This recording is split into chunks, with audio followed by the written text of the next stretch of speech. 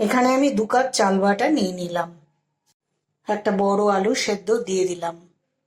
ছোট চামচের 1/2 চামচ জোয়ান দিলাম। একটু হলুদ দিয়ে দিলাম। একটু গোটা জিরে দিয়ে দিলাম। অল্প একটু ধনের গুঁড়ো দিলাম। একটু মৌরি দিলাম। একটু 5 ফোড়ন দিলাম।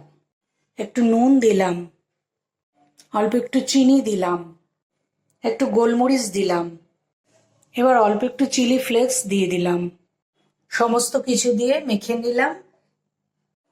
এগুলো হাত দিয়ে এরকম শেপে গড়ে নিলাম। এবার এগুলোর উপরে একটু সাদা তেল ছড়িয়ে দিলাম। এবার তেলের মধ্যে একটা একটা করে ভেজে নেব। সন্ধ্যাবেলায় চায়ের সঙ্গেও খুব ভালো লাগে। আলু আর চাল দিয়ে বানিয়ে নিলাম সুন্দর একটা টিফিন। এত মুচমুচে, খেতেও খুব সুন্দর।